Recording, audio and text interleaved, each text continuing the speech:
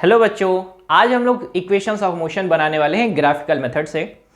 तो इतना सिंपल मैं आपको एक के लिए बनाने वाला हूँ कि आपको बहुत बेहतर तरीके से समझ में आएगा।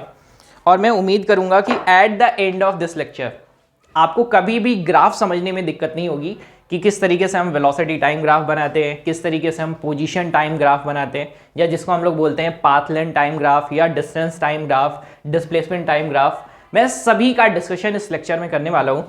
और उसके बाद मैं क्या करूंगा, इक्वेशंस ऑफ मोशन को, जितने भी इक्वेशंस ऑफ मोशन हम लोगों ने पढ़े हैं, कितने पढ़े हैं? तीन कौन कौन से? First, second and third. एक इक्वेशन हम लोगों ने और पढ़ा था जहां पर हम लोग निकाल रहे थे किसी भी nth इंटरवल ऑफ टाइम के लिए या nth टाइम के लिए आपका डिस्टेंस ट्रेवल्ड ना, यानी कि उस टाइम किसी भी इंस्टेंट पर आपने कितना डिस्टेंस ट्रेवल किया। ठीक है, तो मैं सभी जितने भी ग्राफ हो सकते हैं सभी के बारे में डिस्कशन करने वाला हूं बारे बारी से करके।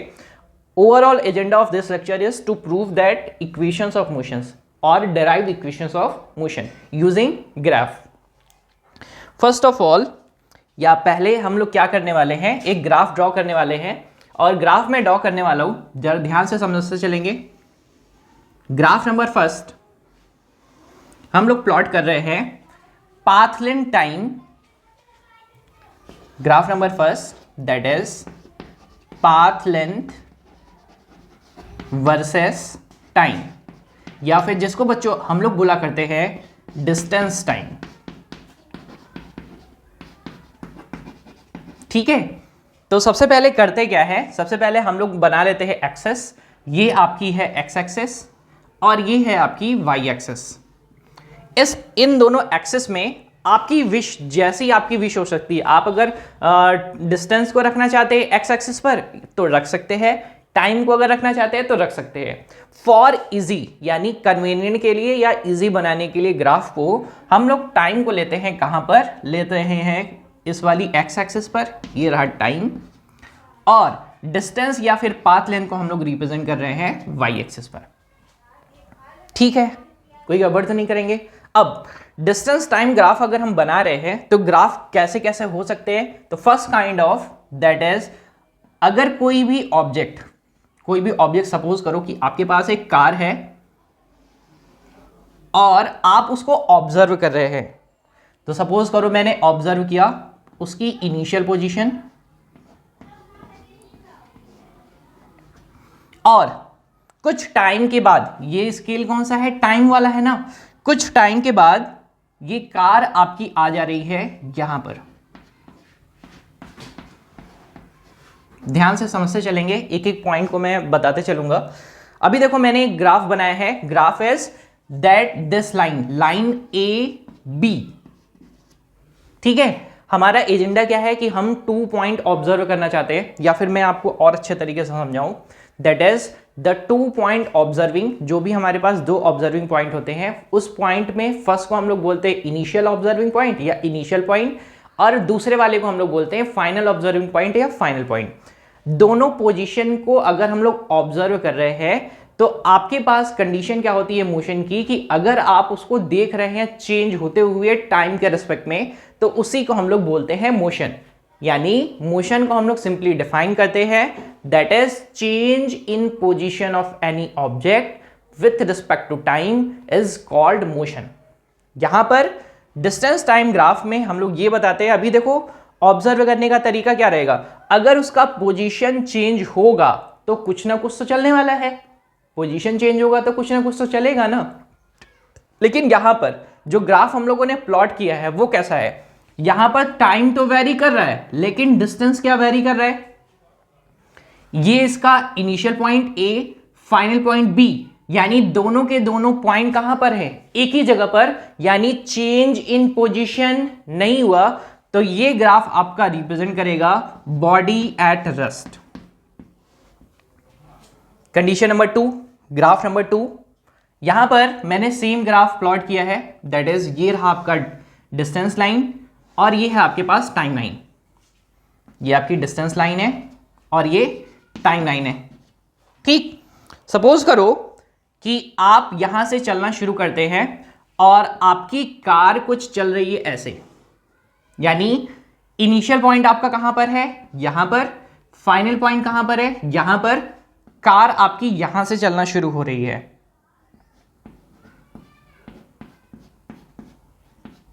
और चलते चलते कहां तक आ रही है, यहां तक।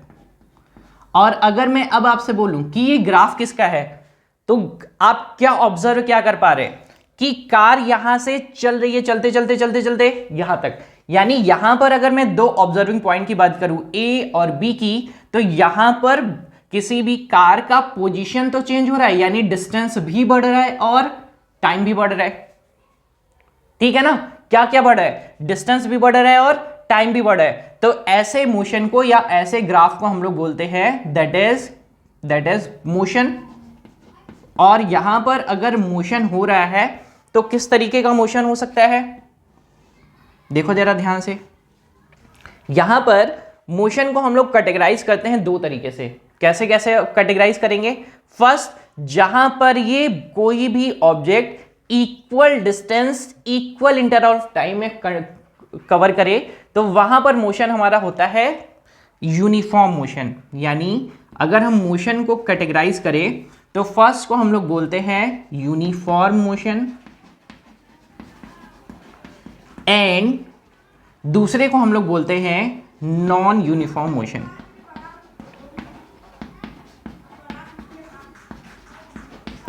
ठीक है, तो सबसे पहले हम लोगों ने जब डिस्कशन स्टार्ट किया तो सबसे पहले हम लोगों ने बोला कि हमको पाथ लेंथ और टाइम और डिस्टेंस टाइम ग्राफ प्लॉट करना है। मैंने आपको समझाया कि अगर कोई भी ऑब्जेक्ट का पोजीशन चेंज नहीं हो रहा है टाइम के रिस्पेक्ट में, तो वो ग्राफ हमको रिप्रेजेंट करके बताता है रेस्ट। अगर किसी ऑब्जेक्ट का पोजीशन चेंज हो रहा है टाइम के रिस्पेक्ट में, तो वहां पर होता है मोशन। और मोशन को अगर हम डिफाइन करते हैं तो आपको मिलता है दो तरीके का मोशन। पहला मोशन मिलता है आपको यूनिफॉर्म मोशन, दूसरा मिलता है आपको नॉन यूनिफॉर्म मोशन। तो मतलब मुझे दो ग्राफ और प्लॉट करने हैं। अब देखो जरा ध्यान से, अगर मैं ग्राफ प्लॉट करूं यहां पर, मैं अभी इसको हटा देता हूं, सारे जितने भी मैं प्लॉट कर रहा हूं किनके किनके बीच है, डिस्टेंस और टाइम के बीच में।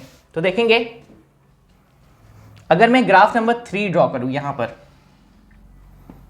और मैंने फिर से ड्रॉ किया है किसके किसके बीच में, डिस्टेंस और टाइम, या फिर पाथ लेंथ और टाइम। अगर ऑब्जेक्ट का पोजीशन चेंज हो रहा है टाइम के रिस्पेक्ट में, वो भी किस तरीके से, अगर बॉडी ट्रैवल कर रही equal distance equal interval of time, equal distance equal interval of time, equal distance equal interval of time, equal distance equal interval of time, तो फिर से ये चलेगा कैसे, स्ट्रेट।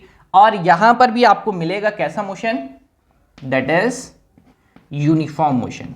यानी ये ग्राफ जो हम लोगों ने ड्रॉ किया है, वो ग्राफ ड्रॉ किया है किसके लिए, यूनिफॉर्म मोशन के लिए। ऑब्जर्विंग पॉइंट कहां से कहां तक, ए से लेकर बी तक। ठीक है, गड़बड़ तो नहीं करेंगे। तो ये ग्राफ किसका हो गया, यूनिफॉर्म मोशन का।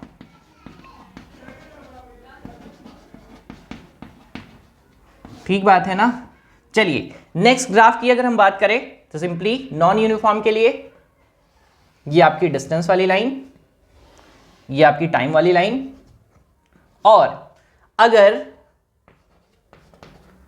कोई ऑब्जेक्ट ट्रैवल करता है और वो अनइक्वल डिस्टेंस ट्रैवल करता है इक्वल इंटरवल ऑफ टाइम में, या फिर अनइक्वल टाइम में इक्वल डिस्टेंस ट्रैवल करता है, दोनों कंडीशन आप बता सकते हैं कि भाई अगर टाइम प्रॉपरली वेरी नहीं कर रहा है, यानी प्रॉपर इंटरवल पे नहीं बढ़ रहा है, या फिर डिस्टेंस, तो दोनों में किसी का भी वेरिएशन आप दिखा सकते हैं। तो ग्राफ आपको मिलता है कुछ ऐसा। तो ये ग्राफ हमारा कैसा हो जाएगा, इसको हम लोग बोलेंगे नॉन यूनिफॉर्म मोशन। तो बच्चों देखिए, डिस्टेंस टाइम ग्राफ में हम लोगों ने कितने ग्राफ बना लिए, 1 2 3 4। ठीक है ना, ध्यान से देखेंगे, यहां पर कैसा है बॉडी, रेस्ट पर, यहां पर कैसा है, मोशन कर रहा है। मोशन को हम लोग कैटेगराइज करते हैं 2 टाइप में, यूनिफॉर्म मोशन और non uniform motion. Uniform motion का ग्राफ प्लॉट करें, आपको कुछ ऐसा मिलता है जहां पर बॉडी ट्रैवल करती है इक्वल इंटरवल इक्वल टाइम में। यहां पर दोनों में चेंज रहता है, या तो इक्वल इंटरवल ऑफ टाइम में बॉडी ट्रैवल करेगी अनइक्वल डिस्टेंस, या फिर इक्वल डिस्टेंस ट्रैवल करेगी अनइक्वल टाइम इंटरवल में। ठीक है, दोनों बातें हो सकती है। तो आपके पास डिस्टेंस टाइम ग्राफ में ये मिलता है आपको 4 ग्राफ। कितने मिलते हैं, 4। पहला रेस्ट मोशन, यूनिफॉर्म मोशन और नॉन यूनिफॉर्म मोशन। ठीक है, अब ध्यान देते हैं। और यहीं पर अगर मैं आपसे पूछूं कि बताइए जरा, इस ग्राफ में ये जो स्लोप है, स्लोप मतलब ये जो टेढ़ी लाइन है ना, ऐसे ही ध्यान से समझेंगे, टेढ़ी लाइन है, ये लाइन किसको रिप्रेजेंट करती है? अगर मैं आपसे पूछूं कि ये स्लोप बना रहा है ना, ये किसको रिप्रेजेंट कर रहा है? ये स्लोप बना रहा है, ये किसको रिप्रेजेंट कर रहा है? या फिर यहां पर ये तो सिंपली ऐसा स्ट्रेट रह गया, ये किसको रिप्रेजेंट कर रहा है? तो ध्यान से देखेंगे, यहां पर ये लाइन ए और बी, ये क्या बता रही है कि भाई टाइम चल रहा है, डिस्टेंस बिल्कुल नहीं बढ़ा है। ठीक है, यहां पर ये क्या रिप्रेजेंट करेगा? यहां पर डिस्टेंस और के रेशियो में कौन बढ़ा है? टाइम। यानी यहां पर डिस्टेंस और टाइम यानी दोनों बढ़ रहे हैं, तो क्या मिलेगा मुझे? स्पीड मिलेगा। यहां पर भी कौन बढ़ा है? डिस्टेंस और टाइम, तो मुझे क्या मिलेगा? स्पीड मिलेगा। यहां पर भी डिस्टेंस और टाइम बढ़ रहा है, तो कौन मिलेगा? स्पीड मिलेगा। अब ध्यान से समझेंगे, मैं अब इस ग्राफ को हटाता हूं यहां से। अगर मैं आपसे पूछूं कि इस ग्राफ से मुझे स्पीड कितना मिल रहा है, क्योंकि यहां पर ए बी क्या रिप्रेजेंट करेगा? स्पीड को। ए बी क्या रिप्रेजेंट करेगा? स्पीड को। तो स्पीड इक्वल टू, आप आसान तरीके से जानते हैं, फॉर्मूला क्या लिखते हैं आप? Distance upon time. Speed equal to क्या लिखते हैं? Distance upon time. तो आपने करना क्या है कि अगर ये ए से बी तक पहुंचा है तो कितना डिस्टेंस चला, तो आप क्या करते? यहां से सिंपली लाइन ड्रॉ करते और बोलते कि ये जितना डिस्टेंस है ना, यही हो गया डिस्टेंस। और यहां से लाइन ड्रॉ करेंगे तो ये क्या बोलेंगे? जितना टाइम है।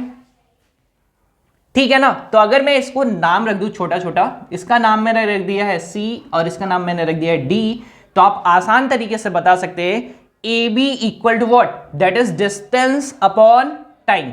डिस्टेंस अपॉन टाइम यानी A B equal to A C upon A D. बच्चों, मैंने अभी कोई भी मैथमेटिक्स यूज नहीं की है, कुछ भी नहीं।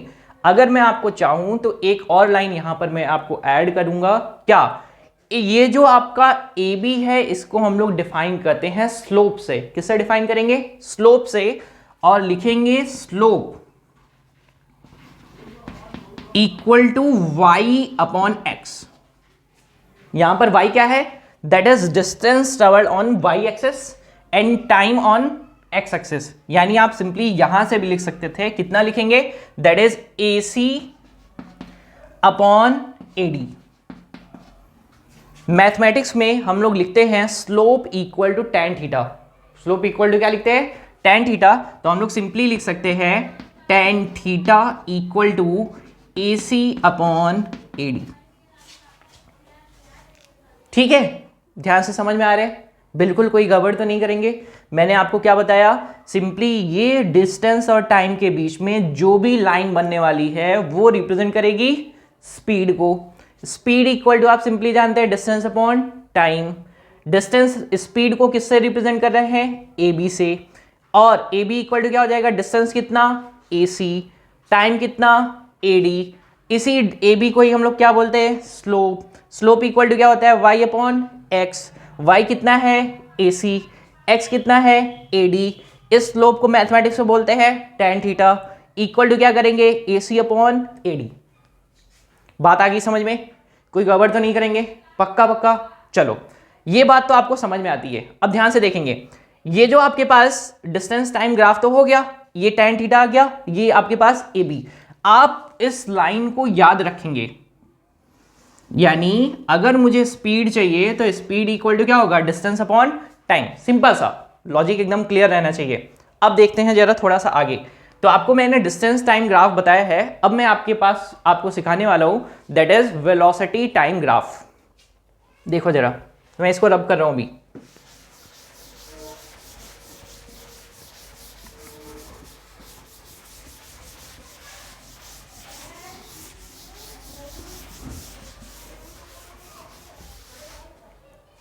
अच्छा बच्चों, मैंने डिस्टेंस टाइम ग्राफ बोला है या path length into time graph बोला है। अगर मैं वहीं पर बोलूँ डिस्प्लेसमेंट टाइम ग्राफ, तो डिस्प्लेसमेंट टाइम से मुझे क्या मिलेगा? वेलोसिटी मिलेगा। तो ये याद रहे आपको कि मैंने डिस्टेंस टाइम सिखाया है तो आपको वेलोसिटी टाइम भी सेम मिलने वाला है, ठीक है ना। वेलोसिटी टाइम कुछ डिफरेंट नहीं होगा, ठीक है। चलिए तो अभी मैं आपको सिखाने वाला हूं वेलोसिटी टाइम ग्राफ।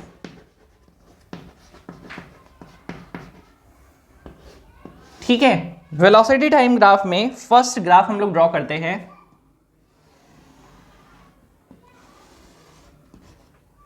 ये लाइन है आपकी, वाई एक्सिस पे रिप्रेजेंट करेंगे वेलोसिटी को, टाइम को रिप्रेजेंट करेंगे दैट इज एक्स एक्सिस पर, ठीक है।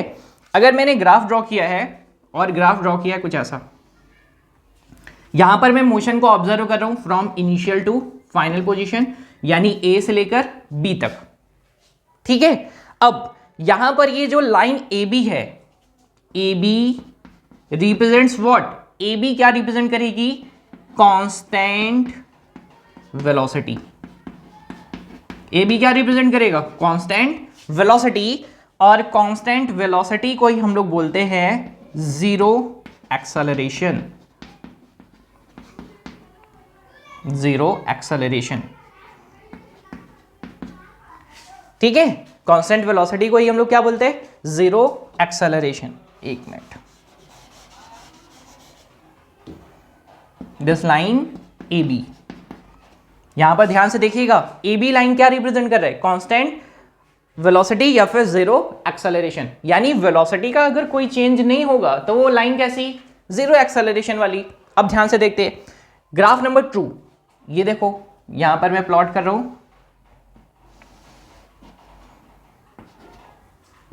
मोशन हो रहा है फ्रॉम ए टू बी,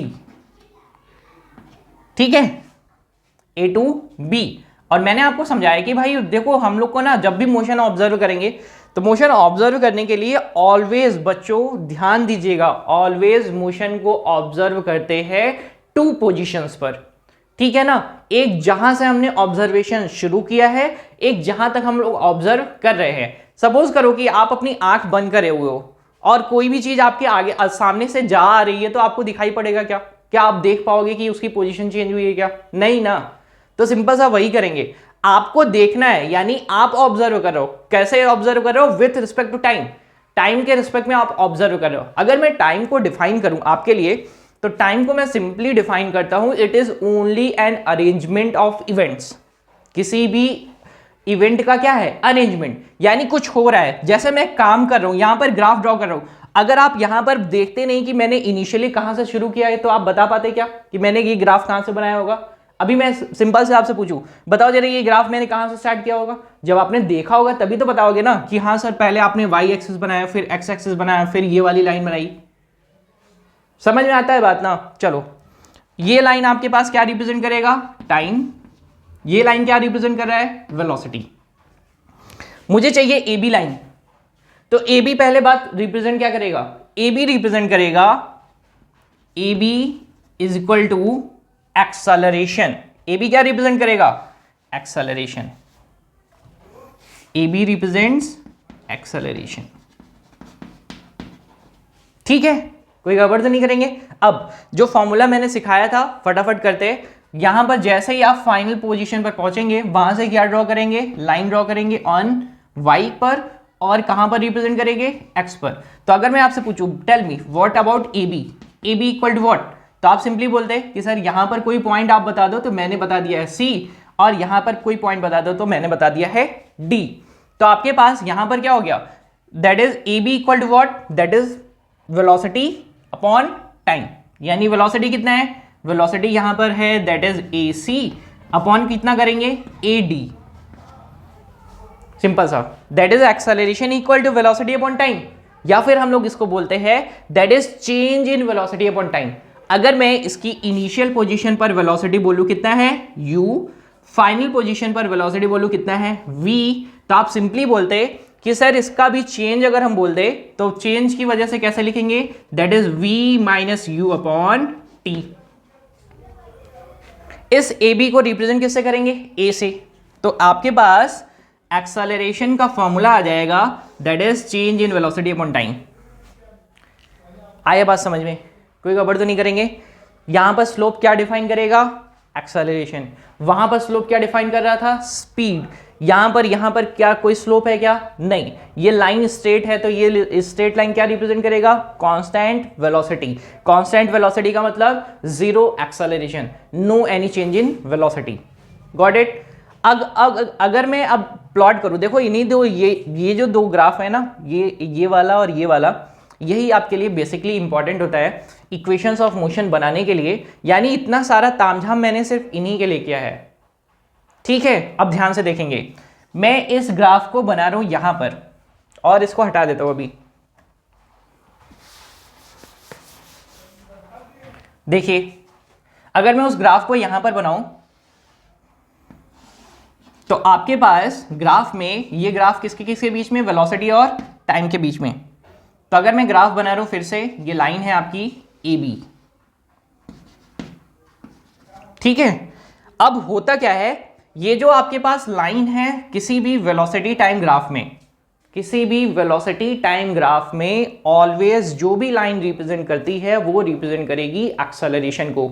अब इस एक्सेलरेशन वाली लाइन के नीचे का जो भी एरिया, यानी यहां से अगर मैं इनको शेड कर दूं तो इनके अंदर आने वाला एरिया, ये एरिया कैसा रहेगा?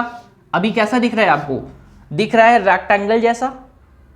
तो इस एरिया को मैं रिप्रेजेंट करता हूं, यहां पर मैं कुछ पॉइंट दे देता हूं ताकि आपको और अच्छा समझ में आए। इसको मैं नाम देता हूं ओ और इनको नाम देता हूं सी। तो इनके ए बी के अंदर आने वाला एरिया, एरिया मतलब एरिया ऑफ रेक्टेंगल। रेक्टेंगल को एरिया कैसे लिखेंगे? That is O A into O C. O A into O C equal to क्या रिप्रेजेंट करेंगे? इक्वल टू बोलेंगे डिस्टेंस और डिस्प्लेसमेंट। डिस्टेंस भी बोल सकते हैं और क्या बोल सकते हैं? डिस्प्लेसमेंट। कौन ट्रैवल कर रहा है भाई? कोई भी ऑब्जेक्ट। तो ग्राफ के अंदर आने वाला एरिया क्या रिप्रेजेंट करेगा? डिस्टेंस और डिस्प्लेसमेंट। सेम आते हैं, एक ग्राफ में और प्लॉट करता हूं इस वाले को। देखो,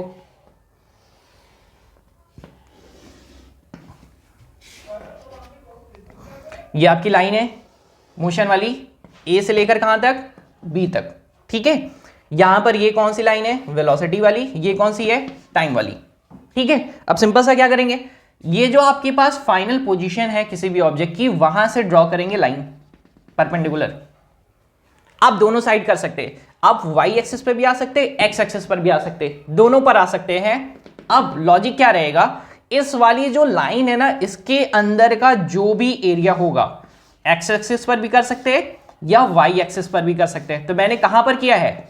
एक्स एक्सिस पर किया है। ये जो भी एरिया होगा, ये एरिया रिप्रेजेंट क्या करेगा? डिस्टेंस और डिस्प्लेसमेंट। ध्यान दीजिएगा, इंपॉर्टेंट है ये। इसको मैं अगर नाम दे दूं सी, तो आप क्या कर सकते हैं? Area of triangle.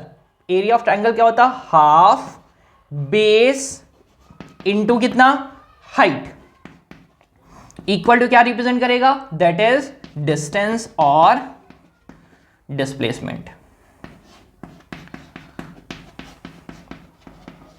डिस्टेंस और डिस्प्लेसमेंट।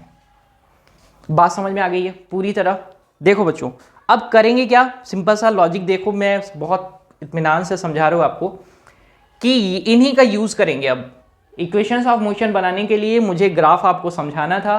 पहले मैंने आपको ग्राफ समझाया डिस्टेंस और टाइम वाला, फिर मैंने आपको ग्राफ समझाने की कोशिश की है वेलोसिटी और टाइम वाला। वेलोसिटी टाइम ग्राफ में जो ये लाइन रिप्रेजेंट करेगी, ये रिप्रेजेंट करेगी कांस्टेंट वेलोसिटी या जीरो एक्सेलरेशन को। ये लाइन रिप्रेजेंट करेगी एक्सेलरेशन को, कि कितना एक्सेलरेशन हो रहा है। और इसके इस वाली लाइन के अंदर का जो भी एरिया रहेगा वो रिप्रेजेंट करेगा डिस्टेंस और डिस्प्लेसमेंट को। इस वाली लाइन के अंदर का जो भी एरिया रहेगा वो रिप्रेजेंट करेगा डिस्टेंस और डिस्प्लेसमेंट को। पक्की बात? कोई गड़बड़ तो नहीं करेंगे? पक्का समझ पा रहे हो? इक्वेशंस ऑफ मोशन बनाया जाए। अब पूरा का पूरा बेसिक मैंने आपको सिखा दिया है। अब ध्यान से इक्वेशंस ऑफ मोशन को बनाते हैं। ठीक है, चलिए बनाया जाए।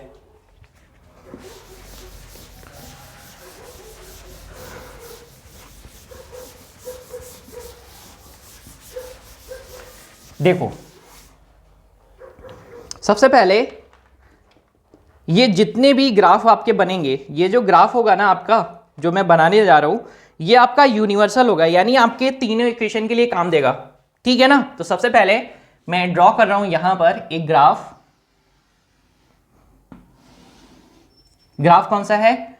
वेलोसिटी और टाइम वाला। और दूसरा ग्राफ मैं यहीं पर नीचे ड्रॉ कर रहा हूं, वेलोसिटी और टाइम वाला। ये जो आपके पास इक्वेशंस ऑफ मोशन बनाए जाते हैं वो वेलोसिटी टाइम ग्राफ में ही बनाए जाते हैं। चलिए देखते हैं, ये आपकी कौन सी लाइन है? वेलोसिटी लाइन है। और ये कौन सी लाइन है?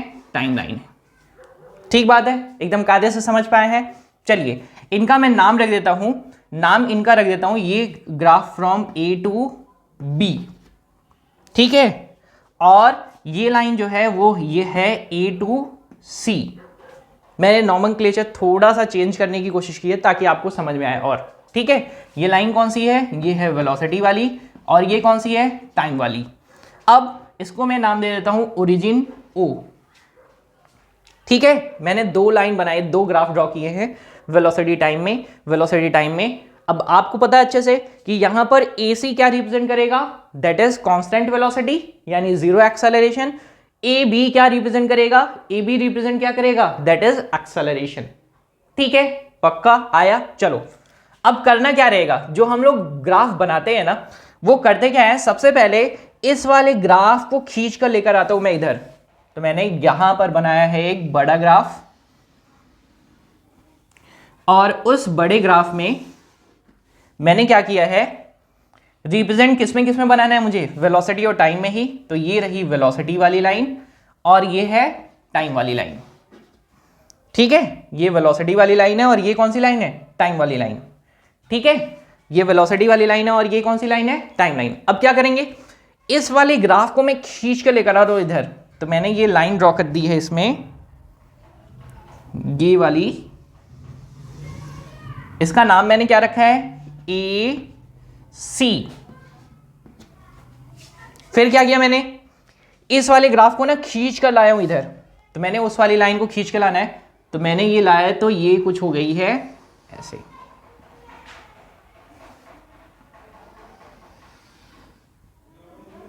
ठीक बात है, कोई गड़बड़ तो नहीं करेंगे। ये लाइन कौन सी है? ए और बी। ठीक है, लाइन कौन सी है?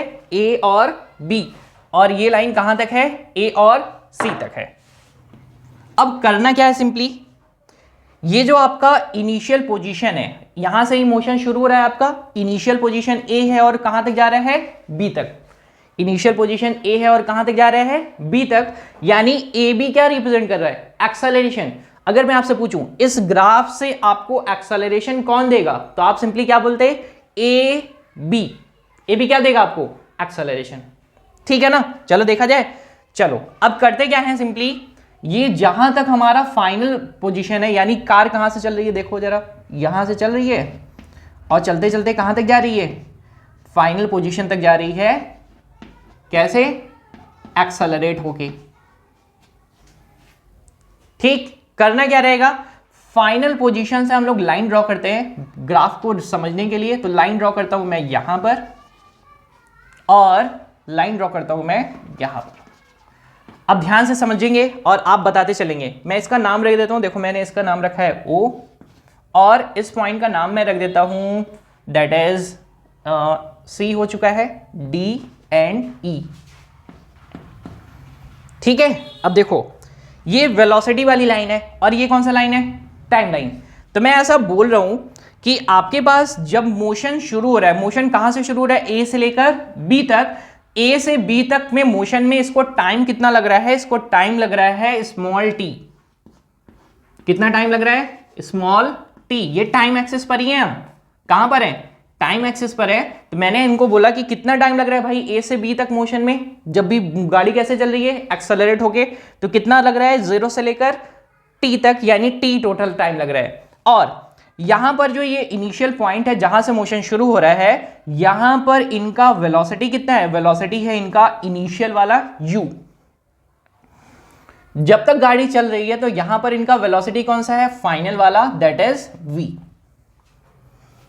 इतना बात क्लियर समझ में आ रहा है? कोई गड़बड़ तो नहीं करेंगे? अब देखो जरा यहां से, अगर मैं इसको इस लाइन पर रिप्रेजेंट कर रहा हूं तो यहां से यहां तक ओ ए है क्या? ओ ए तो इनिशियल वेलोसिटी है,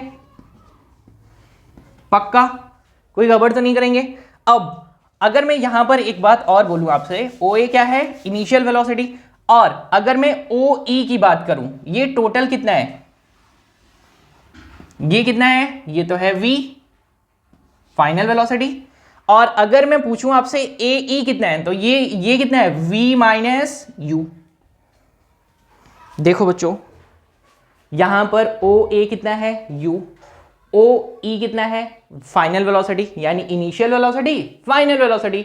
यहां से यहां तक कितना है? That is change in velocity, पक्का।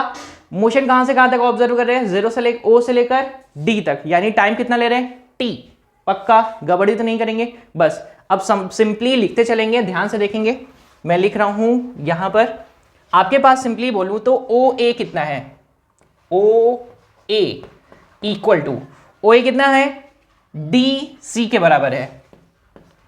और डी सी बराबर कितना है? That is you. Second line is, मैं यहां पर देखूं तो यहां पर ओ डी कितना है? ओ डी इक्वल टू कितना? ए सी इक्वल टू कितना? ई बी इक्वल टू कितना है? ये है आपके पास time T by the graph.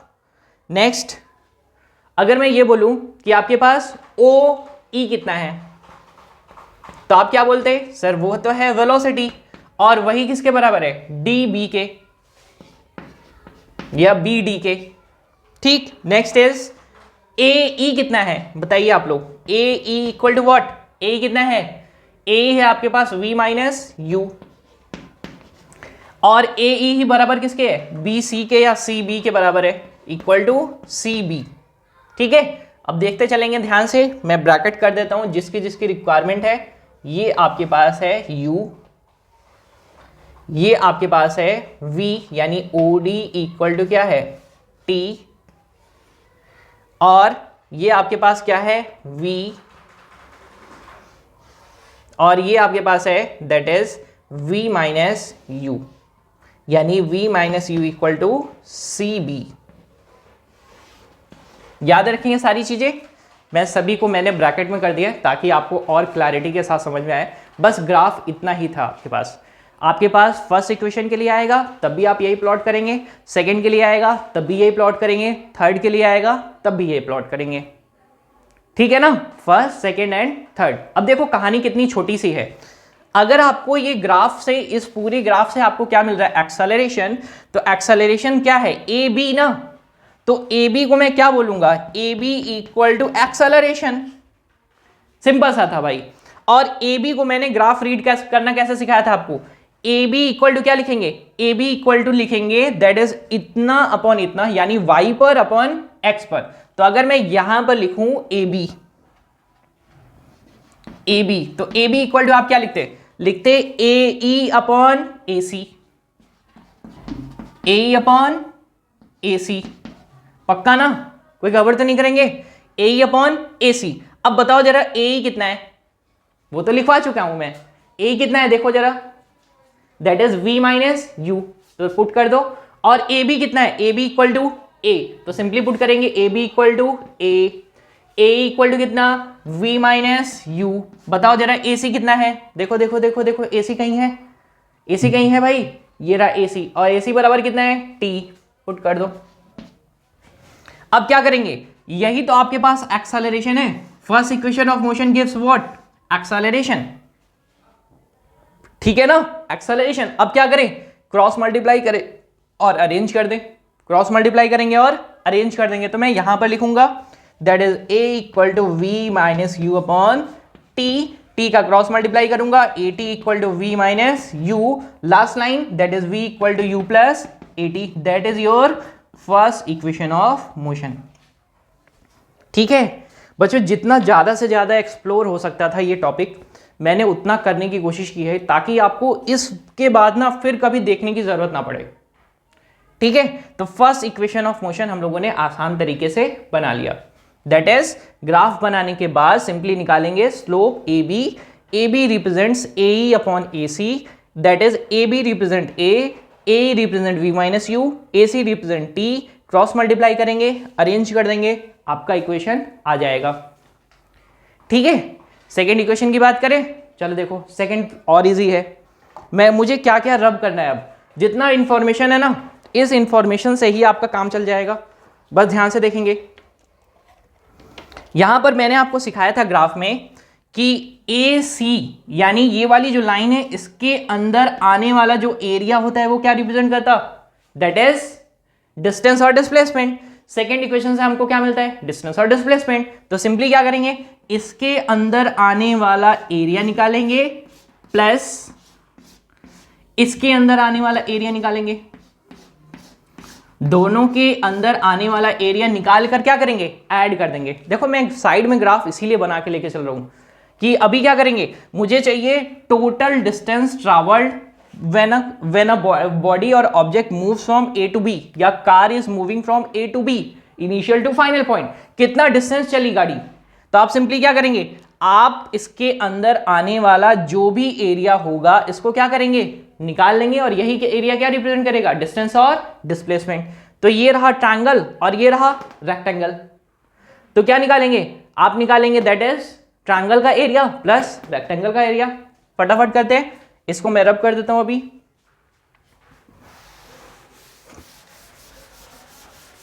That is, अब देखो जरा, फर्स्ट हो चुका था हमारा, अब कौन सा इक्वेशन है, सेकेंड इक्वेशन। तो सेकेंड इक्वेशन के लिए क्या लिखेंगे, सेकेंड के लिए सिंपली लिखेंगे सेकेंड इक्वेशन के डिस्टेंस और डिस्प्लेसमेंट। तो यहां पर क्या निकलेगा, डिस्टेंस और displacement equal to what, distance और displacement equal to that is area of triangle, area of triangle plus area of rectangle, area of triangle plus area of rectangle. बस फटाफट कर देंगे। देखो जरा, डिस्टेंस और डिस्प्लेसमेंट को हम लोग रिप्रेजेंट किससे करते हैं, एस से। एरिया ऑफ ट्रायंगल कितना, एरिया ऑफ ट्रायंगल क्या होता है, that is area of triangle यानी ए बी एंड सी। तो area of triangle is half, half पहले फिर बेस इनटू हाइट। तो हाफ, बेस कितना है, base is A C, height कितना है, that is C B, plus area of rectangle, rectangle कौन सा है, that is O A C D. Area of rectangle is O A into O D plus O A into O D. सारी value को set कर दीजिए, बस आ जाएगा आपका आंसर। तो डिस्टेंस और displacement equal to what, that is S equal to half, A C कितना है भाई लोग, देखो ए सी इक्वल टू कितना है, that is A C equal to है, A C equal to O D equal to T. तो टी पुट कर दो, ठीक है। फिर नेक्स्ट आते इनटू सी बी कितना है, सी बी कहां है, दैट इज सी बी ये रहा, that is V minus U, plus O A कितना है, O A that is U, into O D कितना है, ओ से लेकर डी तक, ओ डी ये रहा टी, पुट कर दीजिए, बस आपका आंसर आ जाएगा। ठीक है, अब ध्यान देंगे, थोड़ी सी जानकारी यहां पर, ये जो आप सेकेंड इक्वेशन बनाते हैं उसको हम लोग यूज करते हैं फर्स्ट इक्वेशन की हेल्प से, यानी v माइनस यू की जगह पर हम लोग प्लेस करते हैं। देखो v माइनस यू की जगह पर हम क्या प्लेस कर सकते हैं, that is a into T. तो बस यहीं पर प्लेस कर देंगे, s equal to half, t मेरे पास पहले से है, इंटू कर देंगे v माइनस यू, यानी v माइनस यू की जगह पर क्या पुट करना, a into T plus u into T already है। तो आपके पास ये इक्वेशन को अगर रीअरेंज कर दे तो a ये हो जाएगा a टी का स्क्वायर यू टी। तो इसको लिख सकते हैं s equal to U T plus half a T का स्क्वायर। ये क्या हो गया आपके पास सेकेंड इक्वेशन ऑफ मोशन, एकदम आसान है, ठीक है ना। फर्स्ट वाला भी सॉल्व किया था, ये रहा फर्स्ट, और उसके बाद ये सेकेंड वाला, फर्स्ट इक्वेशन ये रहा, सेकेंड वाला ये रहा। थर्ड की बात कर लें, चलो देखते हैं थर्ड कैसे करें।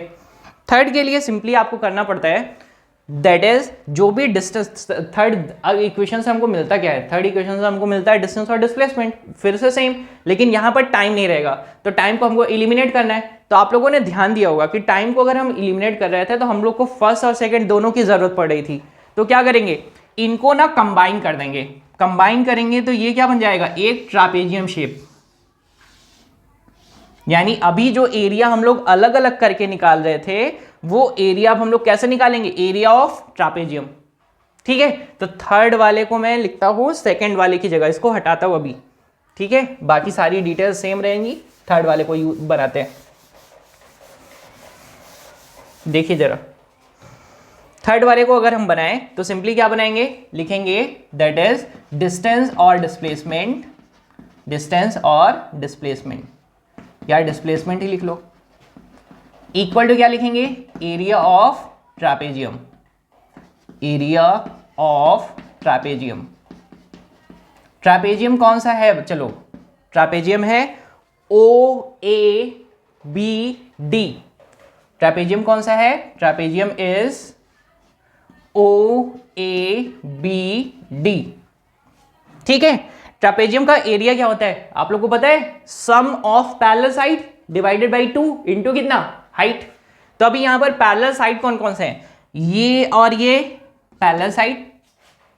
ठीक है, डिवाइडेड बाई 2 कर देंगे और हाइट कितना है, ये रहा। या फिर आप लोगों ने ऐसे पढ़ा होगा, कोई भी ट्रापेजियम का अगर एरिया निकालना है तो जो भी दो पैरेलल लाइंस है उनको जोड़कर डिवाइड कर दे 2 से, दोनों की उससे और मल्टीप्लाई किससे करेंगे, दोनों के बीच की डिस्टेंस है, तो सेम रहेगा। दोनों के बीच की डिस्टेंस क्या है, t है, पैरेलल साइड कौन है, OA है, और कौन सी है, BD है। तो मैं यहां पर लिख देता हूं S यानी टोटल डिस्टेंस और displacement equal to what, that is sum of parallel side, यानी sum of what, OA plus BD divided by 2। OA and BD का सम क्या कर देंगे, डिवाइड कर देंगे, डिवाइडेड बाई 2। तो मैं अभी यहां से सम हटा देता हूं क्योंकि मैंने ऑलरेडी सिंबल लगा दिया है सम का। तो OA plus OD upon 2, OA plus BD upon 2, sorry, into क्या कर देंगे, हाइट, और हाइट कितनी है, OD। बस सेट कर दीजिए सारी वैल्यूज को। अब इसके बाद तो आपको आता ही है, S इक्वल टू कितना आ जाएगा, OA कितना है भाई, OA is U plus BD कितना है, that is BD, that is V upon कितना, 2। ठीक है, या फिर मैं इसको ऐसे लिख सकता हूं, that is sum of parallel side में, that is U plus V upon 2 into क्या करना है मुझे, OD। बच्चों बताओ जरा OD क्या है, OD इज T। और OD को हम लोग रिप्रेजेंट कैसे कर सकते हैं, यानी अगर मैं इससे लिखूं OD इक्वल टू T, तो T को अगर मैं यहां से इलिमिनेट करूं, T को मैं यहां से लेकर आऊं यहां पर, या T को मैं एक्सट्रैक्ट कर लूं यहां से, तो T इक्वल टू हो जाएगा V minus U upon A। बस सेट कर दूंगा, that is V minus U upon A। तो क्या हो जाएगा, इसको मैं U प्लस V भी लिख सकता हूं, यानी S equal to V plus U upon 2 into कर दूंगा V minus U upon A। अभी आपको अच्छे से पता है, दैट इज इसका क्रॉस मल्टीप्लाई कर दूंगा, A प्लस बी और A माइनस बी क्या होता है, A square minus B square. बस आ गया आपका आंसर। S इक्वल टू कितना हो जाएगा, यानी यहां पर मैं मल्टीप्लाई कर देता हूं, 2AS equal to V square minus U square. ठीक है बच्चों, ये आपके पास हो जाएगा, इसी को रीअरेंज कर लेंगे तो थर्ड इक्वेशन ऑफ मोशन। ठीक है बच्चों, मैंने आपको first equation, second equation, third equation, तीनों इक्वेशन बताए।